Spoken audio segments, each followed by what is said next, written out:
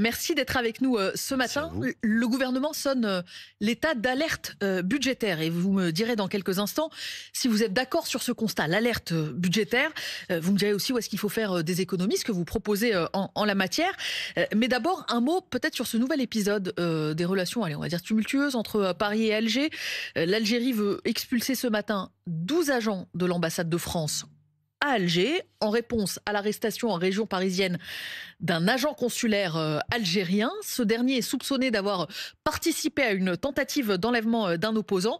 Le ministre des Affaires étrangères ce matin dit si la décision de renvoyer nos agents était maintenue, nous n'aurons d'autre choix que d'y répondre immédiatement. Manuel Bompard, est-ce que vous demandez, vous aussi à Alger ce matin, de renoncer à son projet? Écoutez, moi, je souhaite qu'on mette un terme à cette logique de surenchère et d'escalade réciproque des uns qui répondent aux autres. Je ne connais pas évidemment l'ensemble des détails qui ont présidé d'abord à la mise en détention provisoire de cet agent consulaire, ensuite la réponse de l'Algérie.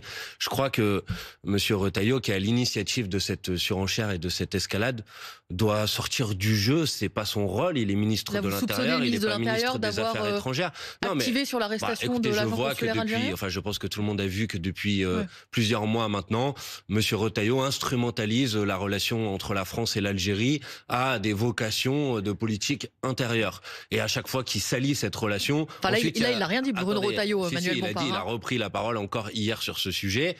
Et à chaque fois qu'il a sali cette relation, ensuite, c'est le président de la République ou le ministre des Affaires étrangères qui sont obligés de passer derrière. Donc moi, je ne connais pas la nature exacte de ce que l'Algérie reproche à la France et de ce que la France reproche à l'Algérie dans cette histoire. Ce que je souhaite et ce que je demande, c'est que ces discussions-là, elles ne se fassent pas par provocation publique permanente, par surenchère publique permanente. Je pense que le peuple français et le peuple algérien, ils ont envie de vivre en paix, en coopération et pas à se vivre comme des adversaires. Mais pour bien comprendre ce que vous dites, Manuel Bompard, et on ne va pas s'étendre sur le sujet, puisque évidemment l'histoire est extrêmement complexe, vous demandez à la France de ne pas répliquer, par exemple, si Alger décidait d'expulser ces 12 agents? Je demande à ce qu'il puisse y avoir une discussion entre la France et entre l'Algérie pour faire en sorte que ces personnes ne soient pas, les personnes françaises à l'ambassade d'Algérie ne soient pas, à l'ambassade de France en Algérie ne soient pas expulsées, et que la situation qui a produit cette escalade due à la mise en détention provisoire de cet agent consulaire algérien soit aussi examinée.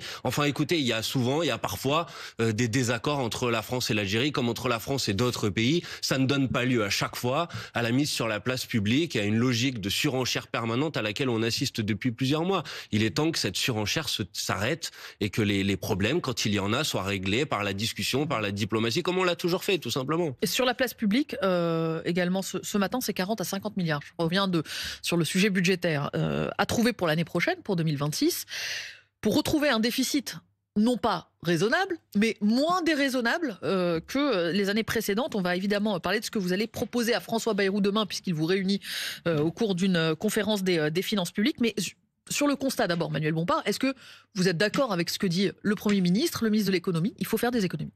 Il faut faire en sorte que le déficit ne soit pas un déficit de 5,4% encore l'année prochaine. Ça, évidemment. Maintenant, objectif de 4,6% l'année prochaine, pour être précis. Mais la faute à qui, madame? Enfin, écoutez, est-ce que vous savez que le niveau de recettes, si on le prend en proportion du PIB, n'a jamais été aussi bas dans ce pays depuis 2010. Les recettes, c'est la somme des impôts. Est-ce que vous savez, mais pas seulement, les impôts, les taxes, c'est les recettes, TVA, les recettes de l'État. Est-ce que vous savez que si les recettes de la France étaient restées au même niveau qu'en 2017, quand Emmanuel Macron est arrivé au pouvoir, aujourd'hui le déficit serait inférieur à 3% du PIB? C'est la faute d'Emmanuel Macron. Mais évidemment, c'est la faute des cadeaux faits. Évidemment. Je vois venir des cadeaux faits au pluriel. Ce que vous allez me dire, Manuel Bompard. Écoutez, pardon, mais c'est factuel. C'est pas un point de vue idéologique. Depuis qu'Emmanuel Macron est arrivé au pouvoir, l'État s'est privé de 60 à 80 milliards d'euros de recettes par an. Donc c'est factuel, vous pouvez le vérifier, le chiffre que je viens de vous indiquer. Donc aujourd'hui, on nous dit qu'il faut aller trouver 40 milliards d'euros d'économies. L'Élysée vous dit ça a produit de la croissance, ça a produit de la réduction de chômage, du nombre de chômeurs, ça a produit ses effets. Ce que Emmanuel Macron appelle cette politique de l'offre, ce que vous contestez. Mais attendez, regardez les chiffres de croissance ce premier trimestre de l'année 2025, on est presque à zéro. Enfin, c'est ridicule. Le chômage est reparti à la hausse. Donc, évidemment, cette politique n'a pas produit de résultats. Et elle a très largement contribué à appauvrir l'État, à créer du déficit, à créer de la dette publique, parce que Emmanuel Macron a fait le choix d'avoir une politique de multiplication des cadeaux aux plus riches et aux grandes entreprises, aux grandes multinationales, et que l'argent qui a été donné aux plus riches et aux multinationales manque aujourd'hui pour équilibrer le budget de l'État. C'est assez simple comme logique. Si vous voulez un budget à l'équilibre, il faut que les recettes correspondent aux dépenses. Donc Manuel Bompard, si je comprends bien ce que vous dites la réponse est simple, les 40 à 50 milliards, il faut aller les chercher chez les plus riches, chez les entreprises qui font des bénéfices. 40 milliards, c'est ça que veut monsieur Éric Lombard. Je vous mets 2 mesures sur la table, ça fait précisément 40 milliards d'euros de recettes supplémentaires pour l'État. Premièrement, ce qu'on appelle la taxe Zuckman sur le patrimoine des milliardaires. Ça concerne 147 personnes en France. Si vous taxez leur patrimoine à hauteur de 2%, vous rentrez à peu près 14 milliards d'euros par an. Si elles restent en France. Évidemment. Mais ça, après, on pourra en discuter si vous voulez. Mais la suppression de l'impôt de solidarité sur la fortune, qui avait été justifiée à l'époque comme étant une mesure qui allait permettre que les gens qui, soi-disant, étaient partis pour faire de l'exil fiscal reviennent finalement, il y a eu la suppression de l'impôt de solidarité sur la fortune. Ça n'a eu aucune conséquence de ce point de vue-là.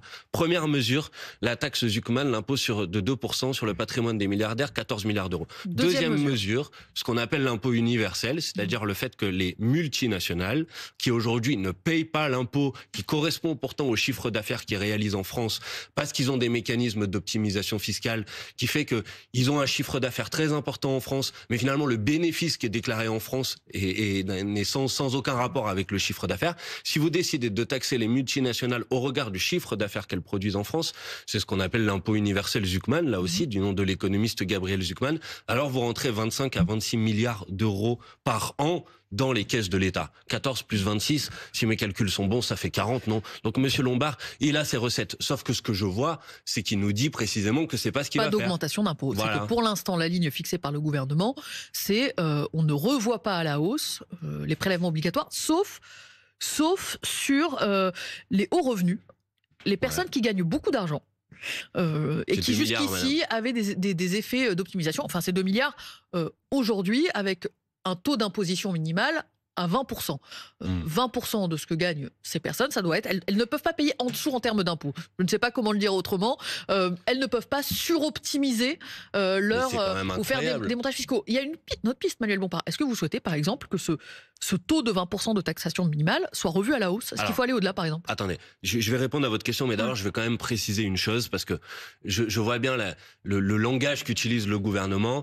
En gros, si vous proposez d'augmenter les recettes de l'État, on vous dit, vous voulez augmenter les impôts pour faire croire aux gens là qui nous écoutent que c'est leurs impôts qui vont augmenter. Alors qu'en vérité, quand je vous propose une taxe sur le patrimoine des 147 milliardaires ou un dispositif pour que les multinationales payent effectivement leurs impôts en France, pardon, mais aucun Français, aucune Française aujourd'hui qui nous écoute, à part s'il est dans les 147 milliardaires, va avoir ses impôts augmentés. Je veux quand même préciser ce point-là parce que je vois bien comment la malhonnêteté du débat public peut conduire à ce que quand nous disons faut augmenter les recettes, on fait croire aux gens qu'à la fin c'est eux qui vont devoir payer davantage. Ça c'est la première chose que je veux vous dire. Deuxièmement, le dispositif dont on est en train de parler, qui a été introduit à titre normalement exceptionnel cette année, qui sera pérennisé vraisemblablement l'année prochaine. Manifestement, il y a des accords entre ce que dit Monsieur Lombard et ce que dit Madame Monchalin. Mais bon, prenons ministre de l'économie, ministre des comptes publics. Partons du principe qu'il va être effectivement pérennisé. Je vous l'ai dit tout à l'heure. Bon, pourquoi pas? Moi, je suis pas évidemment opposé à ce qu'il puisse être pérennisé. D'ailleurs, on avait fait nous-mêmes des amendements pour qu'il puisse l'être pérennisé. Ces amendements avaient d'ailleurs été adoptés à l'Assemblée nationale quand on a pu débattre. Mais ensuite, il y a eu un 49.3, ils se sont assis sur ces amendements. Mais on parle d'une recette de 2 milliards d'euros. Donc c'est une recette qui est évidemment très faible. Et on parle quand même d'un dispositif qui vise à faire en sorte que les gens payent même pas l'impôt qu'ils doivent normalement, parce que normalement en France, vous savez, l'impôt est progressif et si vous avez des recettes très importantes, vous payez davantage d'impôts. C'est un dispositif qui est mis en place pour dire, quelle que soit l'optimisation fiscale qui est mise en place, il faut qu'il y ait au moins 20% de taux d'impôt effectif. D'accord, mais la dernière tranche de l'impôt, par exemple sur le revenu, elle est pas à 20%, elle est à 40, 45 et on pourrait d'ailleurs la monter plus haut. Et c'est ce que dit le gouvernement, il dit... À l'inverse, ou en tout cas en parallèle ou en miroir à cette mesure, on peut aussi toucher aux niches fiscales. Les niches fiscales qui permettent précisément d'optimiser ce que vous payez. Vous savez, moi j'ai participé au débat à l'Assemblée nationale sur le budget de M. Barnier à l'époque, parce qu'avec M. Bayrou, on n'a pas eu de débat. Ah, ils disent ça dans la presse, mais à chaque fois qu'on arrive très concrètement sur les niches fiscales, mais vous en identifiez, Manuel Bompard, des niches fiscales immédiatement à couper, qui permettraient de faire rentrer plus de 2, 3, 4 milliards d'euros. Il y a des milliards d'euros de niches fiscales. Bon, il y a des niches fiscales pour l'aide à la personne, par exemple, qui sont pas du tout bien calibrées. Il y a le crédit impôt recherche, dont tout le monde sait aujourd'hui que les entreprises bénéficient du crédit impôt recherche, alors qu'en vérité, parfois, ça ne vient pas du tout financer un effort de recherche. Normalement, le crédit impôt recherche, c'est pour financer un effort de recherche. Un effort de recherche, quand vous voyez l'entreprise Sanofi qui a touché du crédit impôt recherche alors qu'elle a supprimé quasiment l'ensemble des postes de chercheurs en France, vous voyez bien qu'il y a un problème avec le crédit impôt recherche. Donc oui, je veux dire, moi je suis favorable à ce qu'il y ait des nouvelles recettes. Mais évidemment qu'on peut faire des efforts sur la dépense. Par exemple, on distribue des centaines de milliards d'euros par an d'aide aux entreprises sans aucune conditionnalité, sans aucune réflexion sur à quoi ça sert, est-ce que c'est bien utilisé, est-ce que ça se traduit par de la conservation de l'emploi ou par de la destruction de l'emploi. Donc là aussi, on peut faire des efforts, évidemment. Mais cette logique qui consiste à dire, bon, augmenter les impôts, on peut pas, venir remettre en cause les aides aux entreprises, on peut pas, ou les niches fiscales qui profitent aux plus riches, on peut pas. Et à la fin, la seule solution, c'est d'aller voir tout le monde et de vous dire, va falloir travailler plus longtemps. Ça, pardon, mais c'est une logique dans laquelle je me retrouverai évidemment pas. Pour l'instant, sur les niches fiscales, il y a uniquement celle sur les gardes d'enfants qui est écartée par le gouvernement. Ce que vous évoquiez dans les aides à la personne, c'est un des aspects, mais il y en a d'autres. J'ai pris cet exemple, mais vous voyez qu'il y a des choses beaucoup plus qui correspondent à des dépenses beaucoup plus importantes. Et enfin, je voudrais dire une dernière chose, Naïla Latrousse, quand même, parce que la logique politique et économique qui consiste à faire croire qu'en réduisant la dépense publique, en quelque sorte, on va relancer l'économie.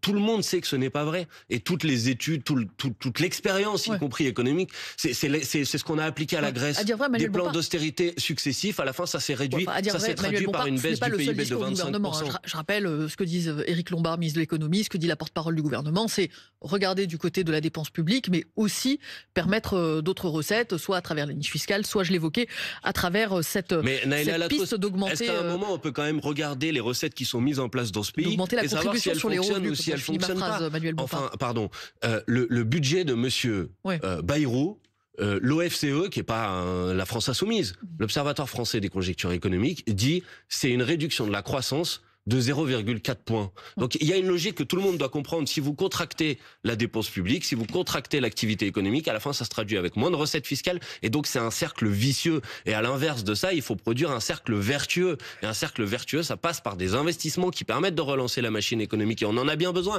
Par exemple dans la transition écologique, pour donner cet exemple. Juste comme vous avez évoqué à l'instant, Manuel Bompard, cette idée de travailler davantage.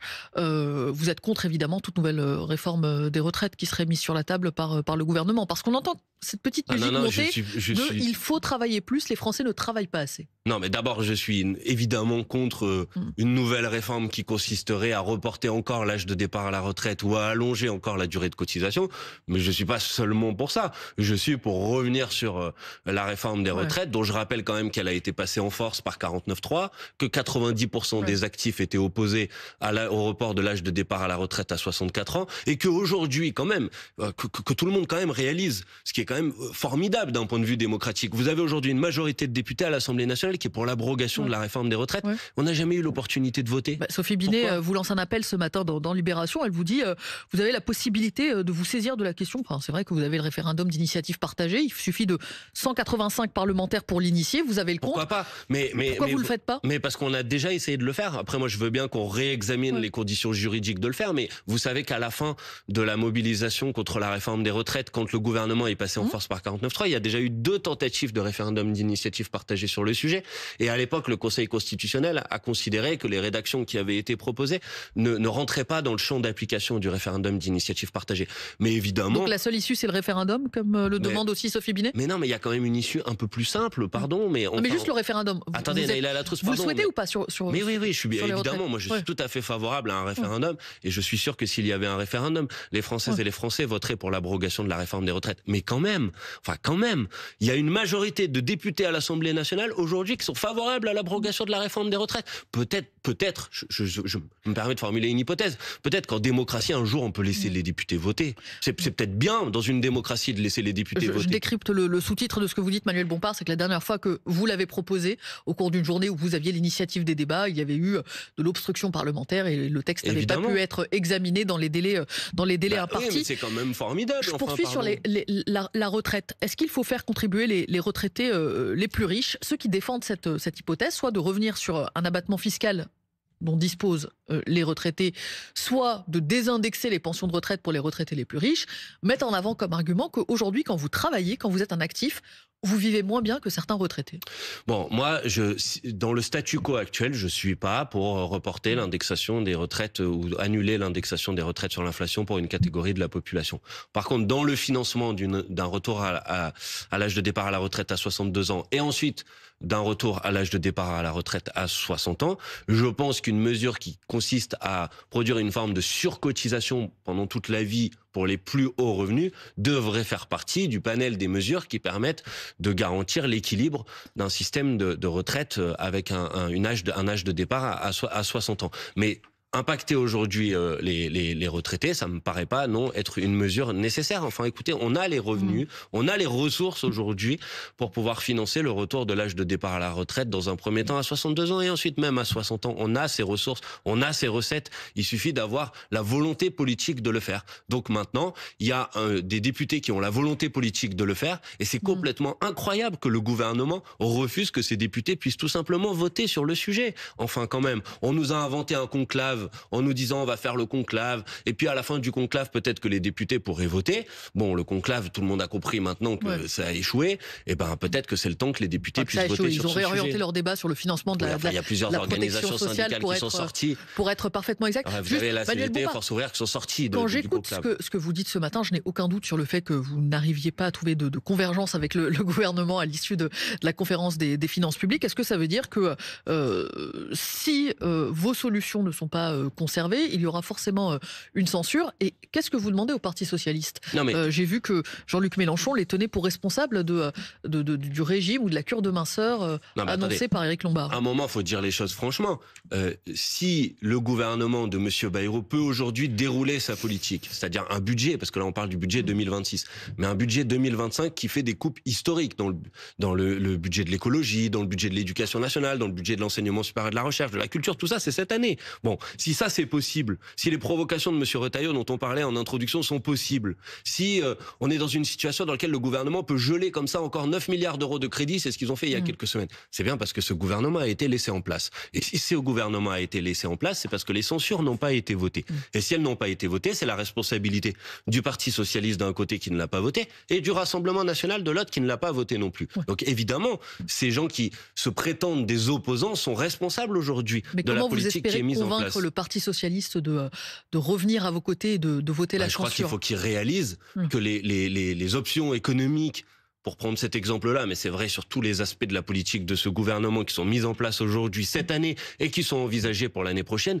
nous amènent dans le mur et n'ont strictement rien à voir avec les engagements politiques que nous avons pris devant les électrices et les électeurs au moment des élections législatives. Donc nous, évidemment, nous sommes favorables à la censure de ce gouvernement. Nous avons déjà essayé à 5 reprises. À 5 reprises, nous avons déposé une motion de censure. Et nous sommes prêts, là, dans les prochains jours, à déposer une nouvelle motion de censure. Mais comme on n'a pas des motions de censure de manière illimitée, nous sommes prêts à déposer cette motion de censure si on a une garantie qu'au moins tous les députés de gauche la votent. Manuel Bompard, un dernier mot de la guerre commerciale entamée par Donald Trump, qui a encore répété cette nuit qu'aucun pays n'est à l'abri, qu'aucun pays n'est protégé à l'avenir face à l'augmentation des taxes que les États-Unis pourraient remettre en place. Le ministre de l'économie réunit tout à l'heure un conseil des entreprises pour discuter des effets de cette guerre commerciale et de la hausse des droits de douane.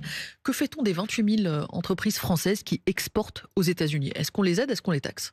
Non, évidemment qu'il faut les aider. Il y a différentes mesures à mettre en place pour les aider. Bah évidemment, non, mais de toute façon, il faut aider les. Moi, j'ai pas de problème à dire qu'il faut aider évidemment les entreprises françaises qui vont être confrontées à une difficulté due à l'augmentation de ces droits de douane. On verra quelle est l'ampleur exacte, puisque Trump avait fait des annonces très importantes. Finalement, il a annoncé pour l'instant une augmentation de 10% des droits de douane relatifs à la France. Non, mais c'est très important, évidemment. Donc il y a certains secteurs en France qui sont impactés par cette mesure. Et par exemple, une manière de les aider, c'est de faire en sorte de ramener le prix de l'électricité, de remettre en place un blocage du prix de l'électricité, un tarif réglementé de l'électricité, parce qu'on sait que c'est aujourd'hui une très grande difficulté pour la compétitivité de nos entreprises. Et ensuite, il faut des mesures de réponse aux annonces de Donald Trump. Bon, la France ne fait rien, l'Union européenne ne fait rien, le gouvernement français dit on n'a qu'à en profiter pour faire une super zone de libre-échange avec les États-Unis. Tout ça n'est pas sérieux. Et je pense que notamment une mesure de réponse, c'est de se concentrer sur la taxation des grandes entreprises du numérique qui constituent l'essentiel de la balance commerciale américaine. Vous l'évoquiez il y a quelques instants, Manuel Bompard. Merci d'avoir été l'invité de RMC et de BFM TV. Il est 8h52. Merci à vous.